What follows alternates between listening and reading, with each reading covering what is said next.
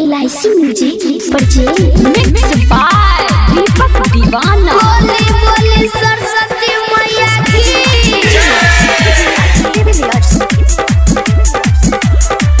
ये पढ़े जो सब दिन छौरी नहीं रहा सकरी है माँ। ये पढ़े जो सब दिन छौरी नहीं रहा सकरी है माँ।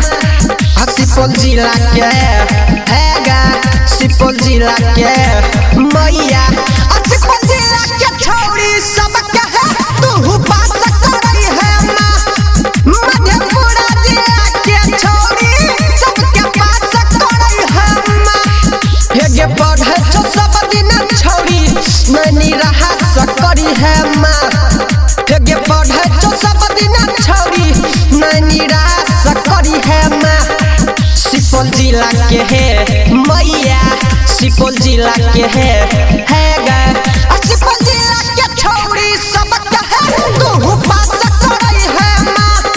मधेपुरा जिला के छौरी सब के बात करई है माँ। प्रेम से बोलो हंसवाहिनी मैया की बोले बोले सरस्वती मैया की। हाँ 3 बजे भोरे में छौरिया पढ़ै छ मोन जतन से तोहर पूजा करै छ पूजा करै छ पूजा करै छ। 3 बजे भोरे में छौरिया पढ़ै छ मोन जतन से तोहर पूजा करै छ पूजा करै छ। हे जब जब आई तो सदन में नहीं तू यहाँ से तोरी है माँ माँ। हे जब जब आई तो सदन में नहीं तू यहाँ से तोरी है माँ माँ।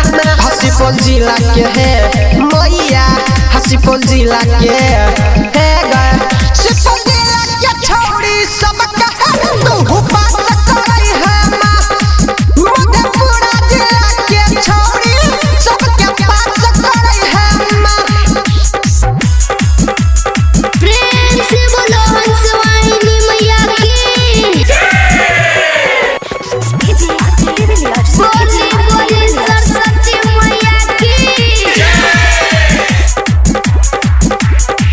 हाँ खाना पीना निकन है लागे छो एकरा 3 महीना तक कहतौ केकरा कहतौ केकरा कहतौ केकरा। हाँ खाना पीना निकन है लागे छो एकरा 3 महीना तक कहतौ केकरा कहतौ केकरा। फेर दही तू नजर ओकरा गुंजन दीपक कहे छो फेर दही नजर तू ओकरा जे के जीवन कहे छो।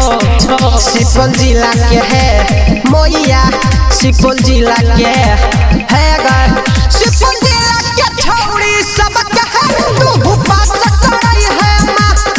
मधेपुरा जिला के छौरी सब के बात करई है माँ।